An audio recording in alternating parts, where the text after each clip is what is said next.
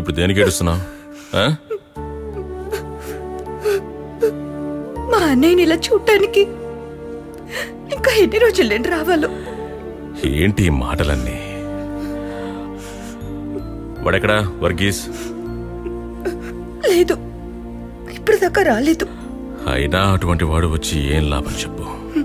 నువ్వు ప్రతిసారి వచ్చేటప్పుడు నేను నీకు ఇదే చెప్తున్నాను. నా కొడుకుని ఒక్కసారి చూడాలి, వాడిని ఇక్కడికి ఒక్కసారి నువ్వు తీసుకుని రా అని అడిగాను. జరగదని తెలుసు. అబ్దుల్ కాక ఎలా ఉన్నారు? చూసి చాలా రోజులైంది. నడవడం కొంచెం కష్టం. మిమ్మల్ని చూడాలని ఇష్టపడుతున్నాడు. తను రాకపోవడం వల్ల ఊర్లో విశేషాలు తెలియడం లేదు. అన్నయ్య, నా మనసు ఎప్పుడు బాధపడుతుంది. ఎందుకమ్మా ఇలా మాట్లాడుతున్నావు? జీవితంలో మంచి రోజులన్నీ మీరు లేకుండా గడుపుతున్నాను. తలుచుకుంటే నా మనసు ఎంత బాధపడుతుంది. నీకు వేరే పనేం లేదా? ఇవన్నీ మన తలరాతలమ్మా.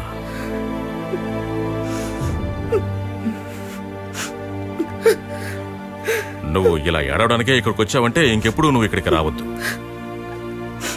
మేస్త్రి, టైం అయింది. సరే అన్నయ్య, నేను ఇంకేడవను.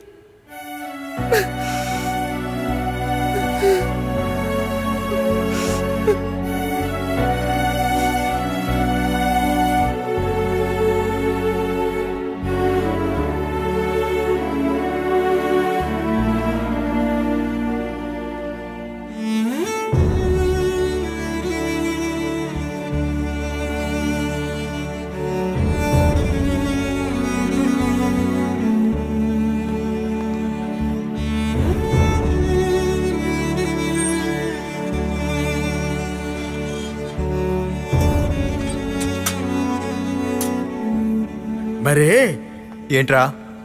ఈ అలెక్స్ మేస్త్రి ఎవరో?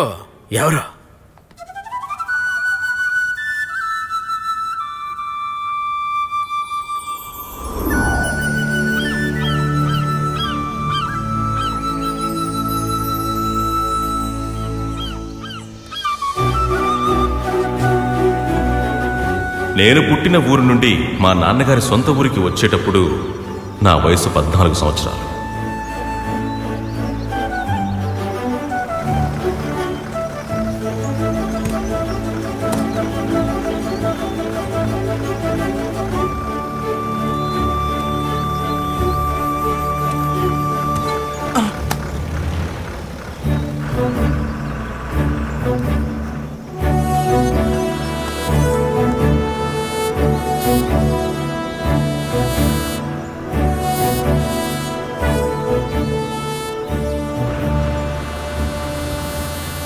ఏంటి అబ్దుల్, ఏమైంది? కొట్టాడన్నయ్య. ఎవరు? ఆ మామిడి తోట వాడి దగ్గర పని చేసి వాడిని కూలి అడిగినప్పుడు వాడి ఇంటి ముందు కుక్కని కట్టేసి కొట్టినట్టుగా కొట్టాడు. ఇక వాడిని వదలకూడదు ఫిల్ఫస్ అన్నయ్య. ఏదో ఒకటి చేసి తీరాలి. ముందు ఇతను హాస్పిటల్ తీసుకెళ్ళు. త్వరగా తీసుకెళ్ళండి బాబు. అప్పుడు ఆ ఊరంతా కూడా మామిడి తోట సదాశివం చేతిలో ఉండేది.